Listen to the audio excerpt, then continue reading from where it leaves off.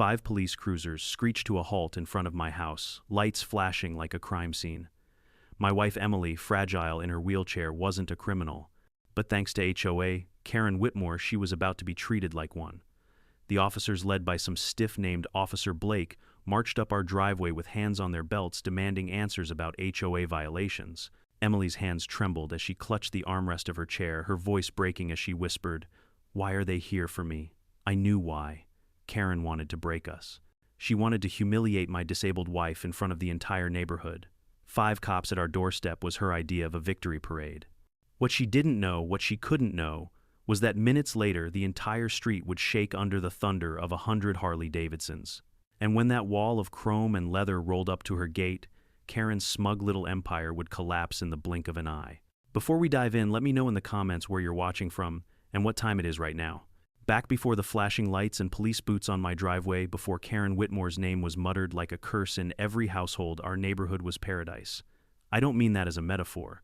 I mean, it was the kind of place you saw in glossy brochures for the American dream, tree-lined streets, kids riding bikes until sunset, neighbors grilling in their yards and sharing burgers over the fence. If you drove through, you'd slow down just to admire it. People waved at you, even if they didn't know your name. It was that kind of place. My wife Emily loved it most of all. She's been in a wheelchair since the accident years ago, and trust me, finding a community where she wasn't treated like a burden was rare. Here, though, folks used to help her up the ramp I built, drop by with casseroles and ask her advice on gardening. She'd laugh with kids during Halloween, hand out candy from her lap with a smile that melted even the grumpiest old men. For once she felt like she belonged, not just tolerated, but belonged. That feeling mattered more than anything to her, and by extension to me. And presiding over all this peace was Dimitri. Old man Dimitri, the HOA president before Karen showed up, was a legend in his own right. He had an accent that made even grocery lists sound like poetry, and he treated the HOA less like a board and more like a family reunion committee. He organized Christmas parades with floats made from pickup trucks, 4th of July cookouts that went until midnight, and Easter egg hunts, so elaborate you'd think the White House staff had designed them. The man's handshake was firmer than a mortgage, and his word carried weight. Dimitri didn't enforce the rules with fines or threats. He enforced them with common sense. If someone's grass grew too long, he'd bring his own mower over. If a house needed paint, he'd rally the neighbors with brushes and beers. He believed in fixing problems, not weaponizing them. I'll admit I didn't always agree with him, but I respected him. We all did. He set the tone. For Emily, those days were golden. She found herself invited to porch gatherings, baking circles, even the neighborhood book club. There's something powerful about inclusion. When people treat you as part of the community rather than as a fragile other, you stop feeling small. I watched Emily blossom here. She laughed more. She spoke up more. She had a spark in her eyes I hadn't seen since before her accident. I remember one summer evening, kids running through sprinklers, the smell of ribs in the air, when Emily looked at me and said, "David, I think we finally found our forever home." I squeezed her hand and agreed. Back then, I believed it. Back then, none of us saw the storm clouds forming. Because while Dimitri's style kept the peace, not everyone appreciated it. In the shadows, there were whispers. A certain woman new to the block with sharp lipstick and sharper ambition complained that Dimitri was too lenient. She said our neighborhood could be so much more valuable if only we enforced every rule in the book.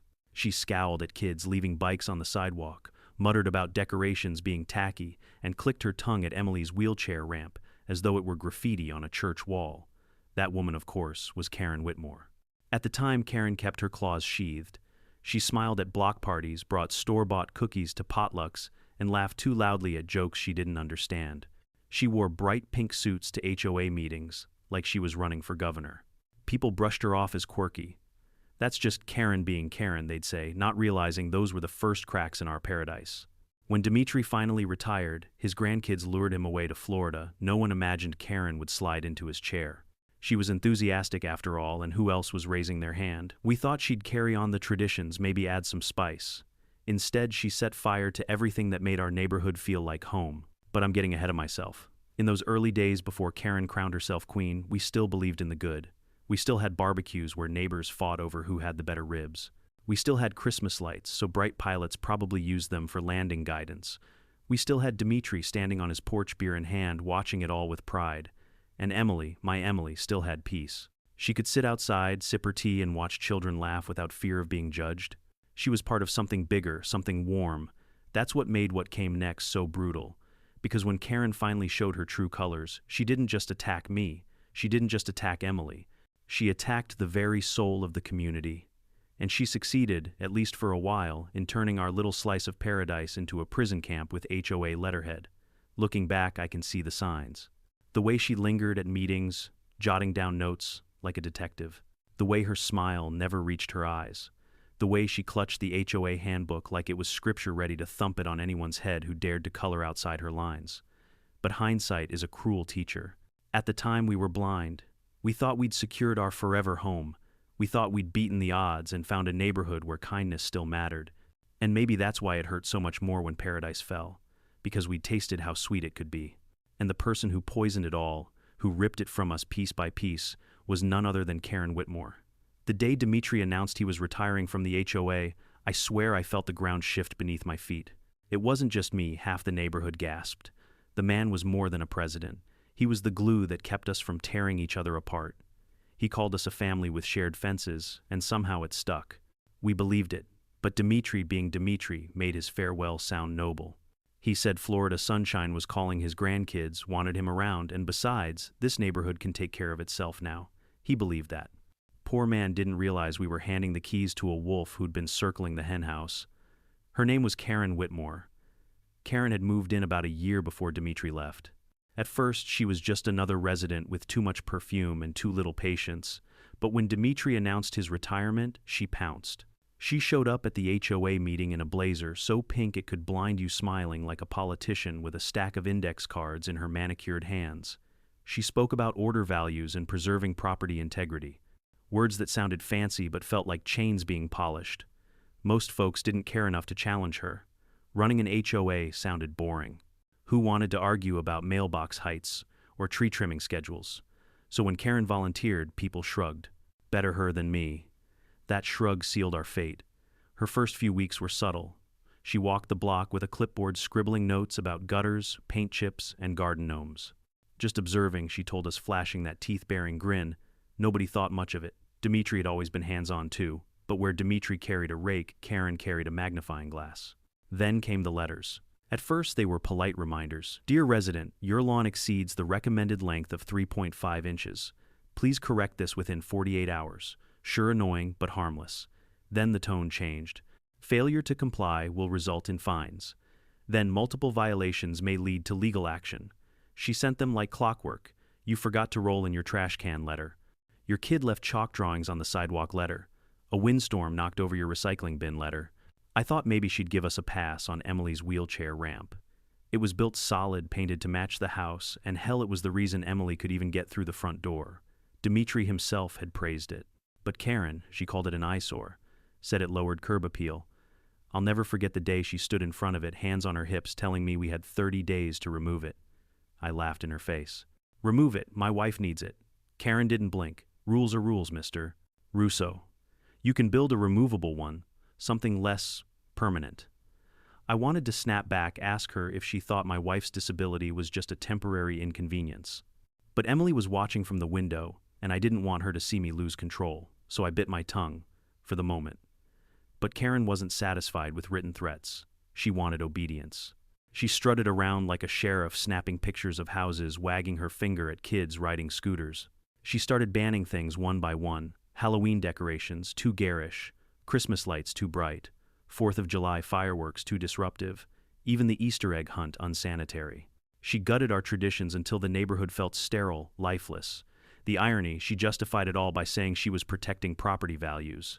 But what good is a high property value when your home feels like a prison? Neighbors started whispering. At barbecues, what few were left, you'd hear murmurs. She's gone too far. But nobody spoke up publicly. Fear spread faster than gossip. If you crossed Karen, you could expect a letter, a fine, maybe even threats of court. People folded. And here's the kicker, Karen thrived on it. She strutted through the block meetings, quoting bylaws like scripture, cutting people off mid-sentence. She had this way of smirking when she won, like a cat who'd trapped another mouse. Emily tried to stay positive. She said, maybe if we follow the rules, she'll leave us alone. Bless her heart. She wanted peace so badly. But it didn't matter how clean our yard was, how neat the paint job, how perfect the mailbox height. Karen had locked onto us. I knew why Emily's wheelchair. My wife's very existence was a reminder that Karen couldn't control everything, and for someone like her that was unbearable. One night, Emily asked me, "David, why does she hate us so much?" I didn't know how to answer. All I could do was squeeze her hand and promise I'd handle it. Inside, though, I burned, because it wasn't just about us anymore. Karen was turning neighbors against each other, reporting minor infractions, threatening lawsuits. The laughter that once echoed down our street was gone, curtains stayed drawn, people avoided eye contact. It was as if our paradise had been drained of color, and Karen was painting everything gray. The worst part, she enjoyed it. You could see it in her eyes when she watched people crumble under her rules. Power wasn't a responsibility to her, it was a toy, and she played with it mercilessly. I should have seen what was coming next. I should have known she wouldn't stop with letters and bans. But I didn't. Not until she sent 5 cops to my front door, targeting the one person in my life who least deserved it. But that comes later. For now, all you need to know is this. By the time Karen tightened her grip, our community was unrecognizable. Dimitri's neighborhood of joy and unity had become Karen's private kingdom of fear.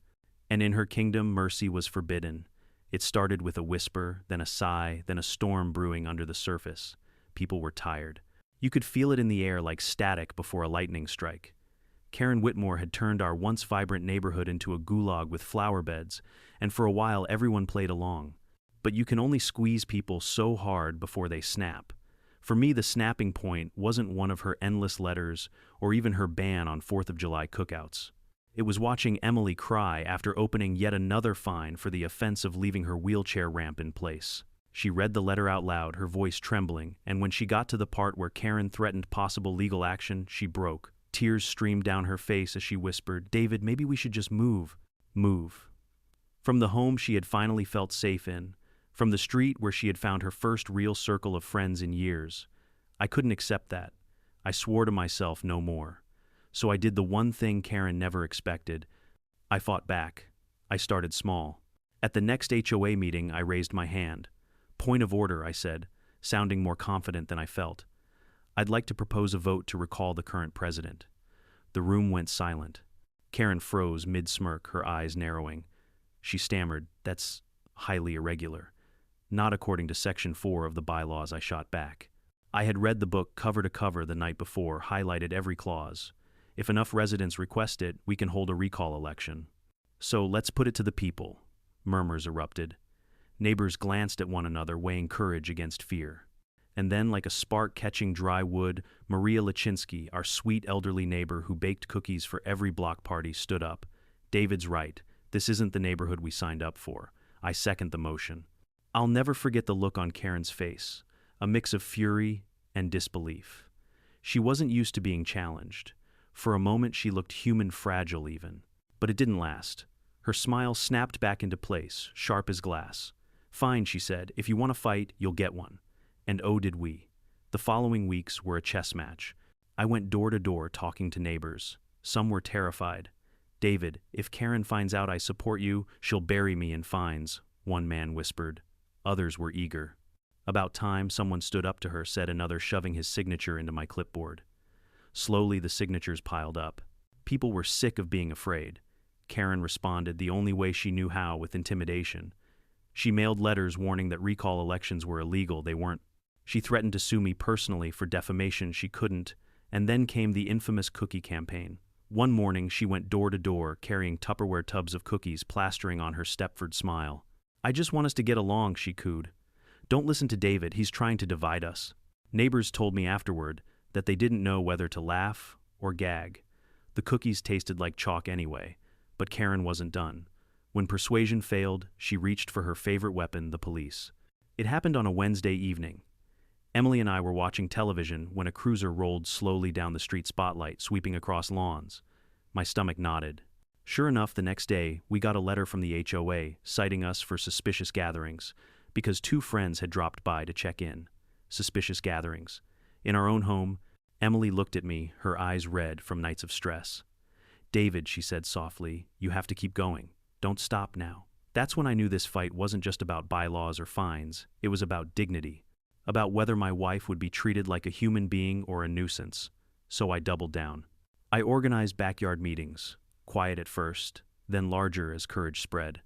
Maria hosted one where half the block showed up whispering plans over cups of tea. We weren't just neighbors anymore. We were resistance. Karen caught wind, of course. She sent another letter, this one in bold red ink, claiming that any attempt to undermine HOA leadership will result in legal escalation. She even hinted she'd get restraining orders. But the more she threatened, the more people realized how desperate she was. Fear was losing its grip. The turning point came when Emily, bless her soul, rolled into one of our secret meetings. She'd been quiet through most of the struggle, not wanting to burden anyone. But that night she spoke. Her voice was soft but steady. I came here thinking this was my forever home. I believed I belonged. But lately I've felt like I don't deserve to live here. And I know I'm not the only one Karen has made feel that way. But I'll tell you this, I refuse to leave.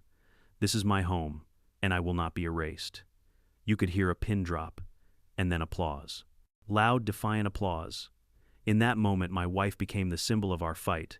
Not me, not Maria Emily. A disabled woman in a wheelchair had more courage than all of us combined. Word spread. More neighbors joined. The recall petition hit critical mass. And that's when Karen truly panicked. She unleashed everything: legal threats, smear campaigns, rumors whispered about Emily faking her disability.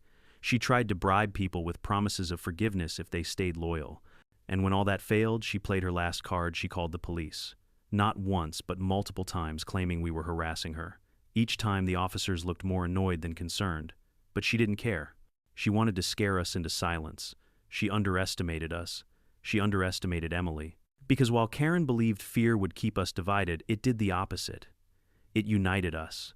And though we didn't know it yet, the day was coming when Karen's lust for control would backfire so spectacularly that her empire would crumble under the roar of 100 Harley Davidsons. But first, she'd send 5 cops to our doorstep. And that was the moment everything broke. You know how villains in old movies always have that one scene where they twirl their mustache and reveal their master plan? That was Karen Whitmore in real life. Only instead of a mustache, she had lipstick, the shade of a traffic cone, and instead of cleverness, she had pure malice, dressed up as community values. After our petition gained steam, Karen went from smug to frantic. You could see it in the way she stormed out of HOA meetings muttering under her breath, or the way her smile looked pasted on like a Halloween mask slipping at the edges. But what really told me she was desperate were the rumors. Suddenly whispers spread that Emily was faking her disability, that she didn't really need the ramp, that maybe we'd built it to get attention. I wanted to punch a wall. Emily, who could barely make it through the day without pain, was now being painted as some kind of scam artist. It was cruel. It was insane. But that was Karen. When she couldn't beat you with rules, she'd shred your reputation instead. Still, the smear campaign didn't break us. Neighbors knew better. They'd seen Emily's struggles, helped her with groceries, watched her tire out just trying to make it from car to house. So Karen escalated. And by escalate, I mean she went nuclear. I later learned that Karen had been hanging out at a local dive bar trying to stir up allies. She spun wild stories to anyone who'd listen about how I was dangerous, how Emily was trouble, how our family was secretly plotting to take over the HOA. Most laughed her off. But one night she struck gold, or so she thought. She met a few off-duty cops nursing beers. And that's when her eyes lit up. To them, she complained about non-compliance, about domestic disturbances, about how unsafe she felt living near us. Now anyone with sense would have checked her claims. But Karen was persuasive when she needed to be tears on command, clutching her pearls like Scarlett O'Hara. She painted us as menaces to the community. And to my horror, she convinced at least one of them to take her seriously. That's how Officer Blake entered the picture. Blake wasn't dirty, not exactly. He was overworked, cynical, and too willing to believe the loudest voice in the room. Karen made sure her voice was the loudest. By the time she was done, Blake thought he was dealing with public enemy number 1 me. But she didn't stop there. No, Karen wanted theater. She wanted a scene so humiliating, so terrifying, that Emily and I would either quit the recall effort or move out entirely. So she demanded action. She pushed until Blake and 4 other officers agreed to check in at our address. It wasn't enough to send a letter. It wasn't enough to issue a citation.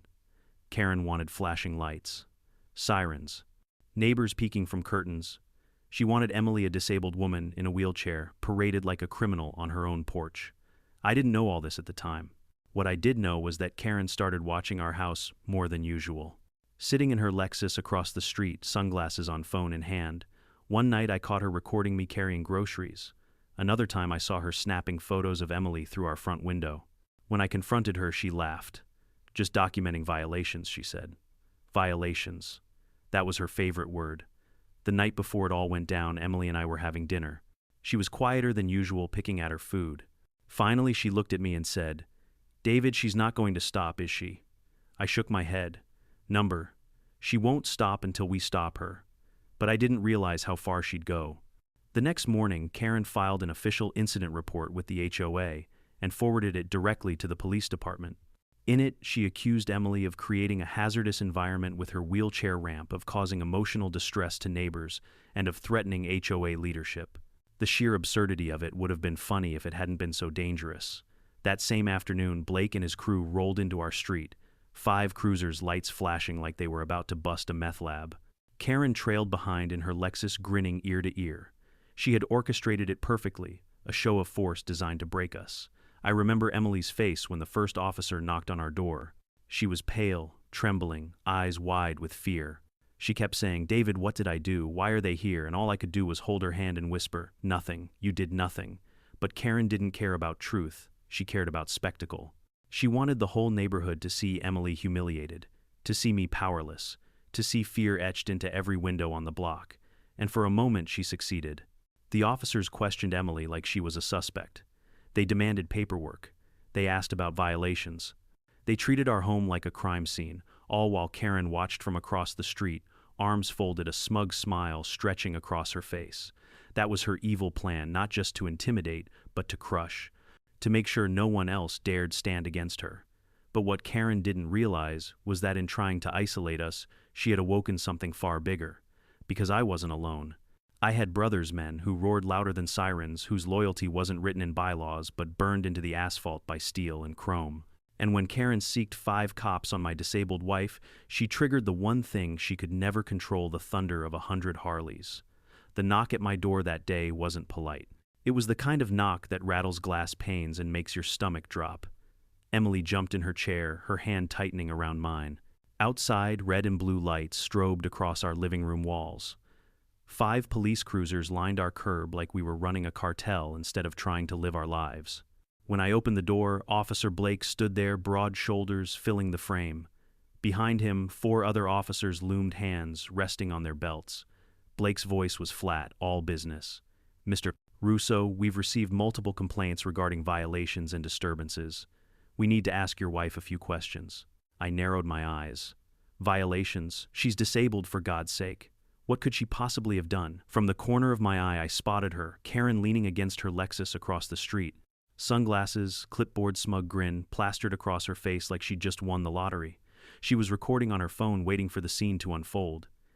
Emily wheeled herself forward, her voice trembling. I don't understand. Why are you here? I didn't do anything." Blake didn't flinch. "Ma'am, there are concerns about non-compliance and possible threats to HOA leadership." I almost laughed. Threats? Emily couldn't swat a fly without apologizing to it. My fists clenched. "This is harassment," I spat. "You're being used as muscle for a power-hungry HOA president." Blake's jaw tightened, but he didn't argue. He just repeated, "We're here to ask questions." The neighbors started trickling out, pretending to check mail, walking their dogs, holding their phones suspiciously high. They knew a show when they saw one. Karen made sure she had an audience. She wanted everyone to see Emily cower. But Emily didn't cower. Her hands shook, her voice cracked, but she looked those officers in the eyes and said, "This is my home. I have nothing to hide." That broke something in me. I stepped between her and Blake, chest out, voice steady. "You want to talk to her? You go through me. And unless you've got a warrant, this conversation's over." Silence stretched. Blake stared at me, weighing his options. He wasn't a bad man, I could tell, just caught in Karen's web. Still, his presence, his badge, his backup, it was enough to make anyone feel small. And that was the point. Karen's point. Behind me, Emily's breathing quickened. I could hear her whispering prayers under her breath. I had to end this. But how? How do you fight an HOA president who's weaponized the police? That's when a memory hit me. The sound of roaring engines, the smell of gasoline and leather. My younger years, when I wasn't just David Russo, suburban homeowner, I was David Road Dog Russo, patch-wearing brother of the Steel Serpents MC. It had been years since I rode with them. I traded the adrenaline for a steady paycheck, the highways for cul-de-sacs. But brotherhood like that doesn't fade. It stays in your bones and your blood. And I knew deep down if I made the call, they'd come. I excused myself, pretending to grab paperwork. In the kitchen, I pulled out my phone, my hands trembling as much from anger as from nerves. I scrolled to a number I hadn't dialed in years. Jack Ironhand Miller. My brother, my leader. When he answered, his gravelly voice hit me like a freight train. Road dog, damn, it's been a while. I cut straight to it. Jack, I need help. My wife, she's disabled. HOA's using cops to harass her. They've got 5 cruisers outside right now. A pause, then a growl. Karen Whitmore, right, my heart skipped. You know her, everyone knows her. She's been stirring up trouble all over. Don't worry, brother. Say the word. I didn't hesitate. Word. Jack's voice hardened. Stay put. You'll hear us before you see us. I slid my phone back into my pocket and returned to the door. Blake was still waiting, shifting uncomfortably, like even he was starting to question the circus he'd walked into. Karen, though, oh, she was beaming. She thought she'd won. Minutes ticked by, neighbors whispered. Emily clutched my arm, asking, "What now?" And then it began. At first it was faint, like distant thunder rolling over the hills. Then louder, a low growl turning into a roar. Windows rattled, dogs barked. Every head on the block turned as the sound grew closer, stronger, unstoppable. Karen's smile faltered. She lowered her phone, squinting down the street. What is that? What it was salvation. Over the hill, chrome glinted in the sun. 1, Harley, then 5, then 20. A flood of leather, steel, and thunder engines roaring in unison. By the time they hit our street, it wasn't 20 anymore, it was closer to 100. A wall of Harleys lining the curb, blocking the road, drowning out the sirens with raw, defiant power. Neighbors gasped, some cheered, phones flew up to record. And Karen. She went pale, her mouth opening and closing like a fish yanked from water. Jack Miller led the pack, beard streaked with gray tattoos blazing under his cut. He pulled up front, killed his engine, and swung off his bike. His boots hit the pavement like hammers. He looked at me, then at Emily, then at Blake. You boys here to protect and serve, or just to scare innocent women, he barked. Blake swallowed hard. The other officers shifted uncomfortably. One by one, they lowered their hands from their belts. The balance of power had shifted. Karen stumbled forward, shouting, "They're a gang! Arrest them now!" Jack turned, his voice booming like the engines behind him. "We're not here to hurt anyone. We're here to make sure justice is served. And right now, justice means leaving this family the hell alone." The street erupted in cheers. Neighbors who had been silent for months suddenly found their voices again. And for the first time since this nightmare began, I felt it hope. Karen had her 5 cops. But I had 100 Harleys. And the standoff, it was only just beginning. I've heard a lot of sounds in my life. Sirens, gunfire, storms tearing roofs off houses, but nothing compares to the roar of 100 Harley Davidsons shaking the ground beneath your feet. It's not just noise, it's a living, breathing force. It rattles windows, vibrates in your chest, and tells the whole damn world we're here and we're not afraid. That roar swallowed our little street. What began as Karen's circus of flashing lights and smug gloating turned into a full-blown spectacle. Engines idled like thunderclouds, chrome gleamed like fire under the sun, and neighbors poured out of their houses, phones held high. Kids covered their ears, dogs barked like mad, and old man Jenkins down the block just grinned, muttering, "Well, I'll be damned." Emily sat in her chair, tears streaming, not from fear this time, but from awe. She gripped my hand and whispered, "David, they came for us." I squeezed back, choking up. "They came for you, sweetheart." Karen, on the other hand, was unraveling. Her face, usually painted with arrogance, twisted into raw panic. She screamed over the engines, her voice cracking. "They're criminals. They're dangerous. Arrest them, Blake. Do your job." Officer Blake looked like he wanted to melt into the asphalt. He shifted, cleared his throat, then muttered, "Ma'am, this is outside my jurisdiction." "Jurisdiction," Karen shrieked, jabbing her manicured finger at me. "They're a gang. You're letting them intimidate me." But the intimidation wasn't aimed at her. It was aimed at the corruption she represented. And everyone on that street knew it. Jack Ironhand Miller stepped forward, his boots heavy on the pavement. He towered over Karen, eyes cold but steady. His voice cut through the roar like a blade. "Lady, you've been using your title to bully a disabled woman. You sicked 5 cops on her like she was a criminal. That ends today." Karen tried to backpedal, stammering, "No, you don't understand.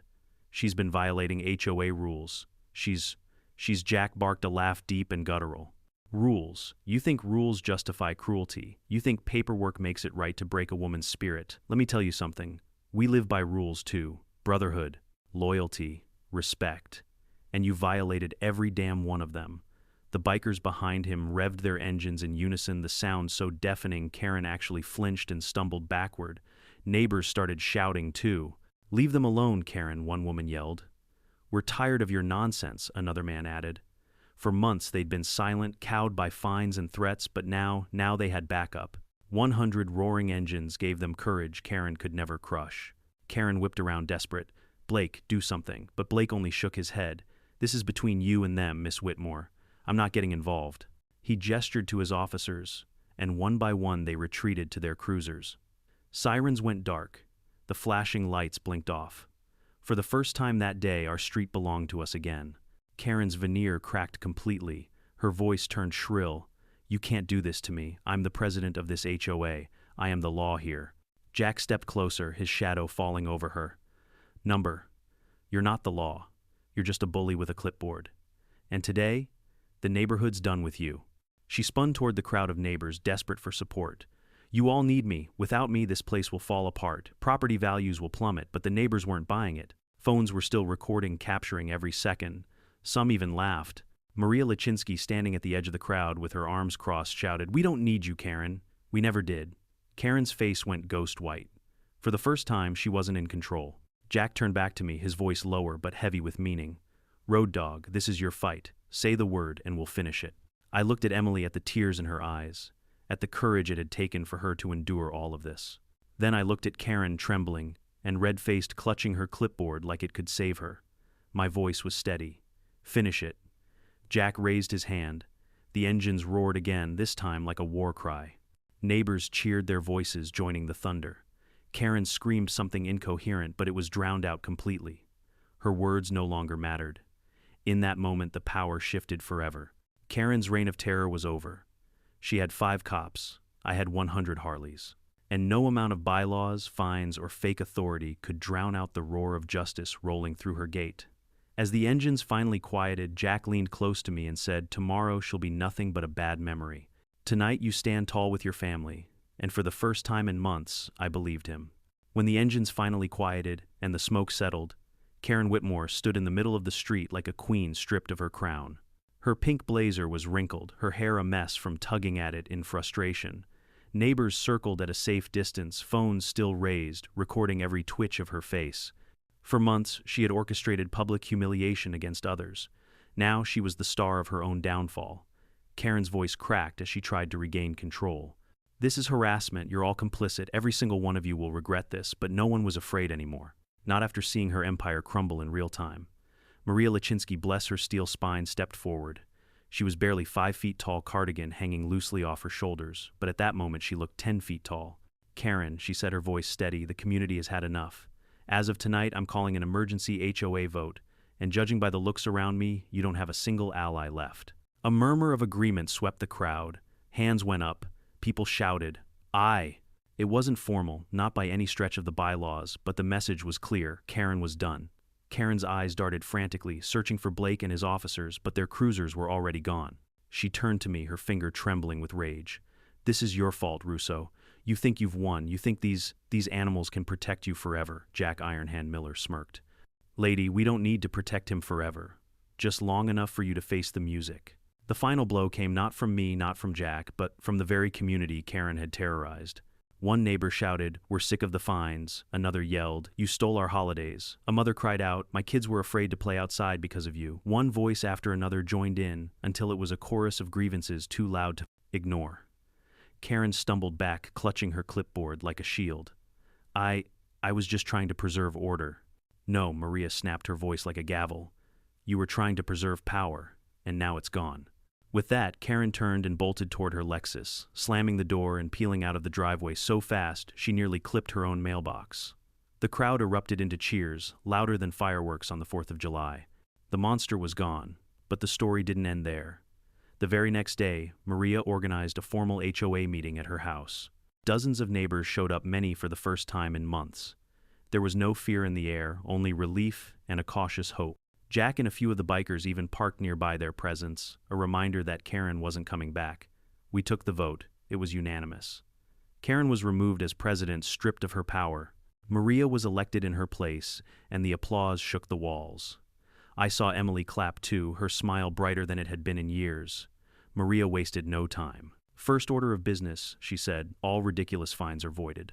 Second, all community traditions, Halloween, Christmas, the 4th of July, are reinstated immediately. And third, she turned to Emily. This neighborhood will never again question your right to be here. Your ramp stays. Tears filled Emily's eyes as the room applauded. She whispered, "Thank you," her voice cracking with relief. In the weeks that followed, our street transformed almost overnight. Decorations reappeared. Kids laughed in the yards again. Neighbors hosted barbecues without looking over their shoulders. It was like color seeping back into a black and white picture. And Emily, she became a symbol of resilience. People stopped by just to tell her how much her courage meant to them. Someone even hung a banner at the next block party that read, "Welcome home, Emily." She blushed and tried to wave it off, but I saw the pride in her eyes. She finally felt like she belonged again. As for me, I realized something important. Sometimes it takes more than one voice to bring down a tyrant. Sometimes it takes a roar. Karen had tried to use fear to divide us, but in the end she united us without meaning to. Oh, and one more thing. Remember that biker brotherhood I called in? Turns out one of the riders, Tommy Judge Malone, wasn't just an old friend. He was an actual lawyer, and a damn good one. He'd been keeping quiet the whole time, but after the vote he promised to file legal protections ensuring Karen couldn't retaliate against Emily or the HOA. "Consider it ironclad," he said with a wink. With Karen gone, Emily and I sat on our porch one evening watching neighbors set up string lights for the Christmas parade. Kids practiced carols, Maria passed out cookies, and Jack's crew rode by, slowly honking and waving like heroes on a victory lap. Emily leaned her head on my shoulder. "Do you think it's finally over?" she asked. I smiled, wrapping my arm around her. "Yeah," I said. "It's over. Paradise is back. For the first time in months, peace wasn't a dream. It was real. And it was ours." Looking back, I realized this story was never just about Karen or fines or even the 5 cops she sent to my door. It was about power and what happens when someone abuses it. Bullies always think they can hide behind titles, rules, or uniforms. They believe fear is enough to keep people silent, and sometimes for a while it works. But here's the truth. I learned fear only wins if you stand alone. The moment you find the courage to speak up and others join you, that fear loses its grip. Karen thought she could crush my wife, humiliate her, erase her. Instead, Emily became the heartbeat of a community that remembered what it meant to care, to stand shoulder to shoulder, to roar louder than intimidation. Justice doesn't always come in courtrooms or police reports. Sometimes it comes in the form of 100 engines rolling down your street, reminding you that loyalty, respect, and unity are stronger than any HOA bylaw. So if you take anything from this story, let it be this. Protect the vulnerable, fight for what's right, and never underestimate the power of a community that refuses to back down. Now I'd love to hear from you. Have you ever faced a bully, HOA or otherwise, and found strength in standing together? Share your story in the comments below. And if you want more tales of HOA justice, don't forget to like this video and subscribe. Trust me, you won't want to miss what comes next.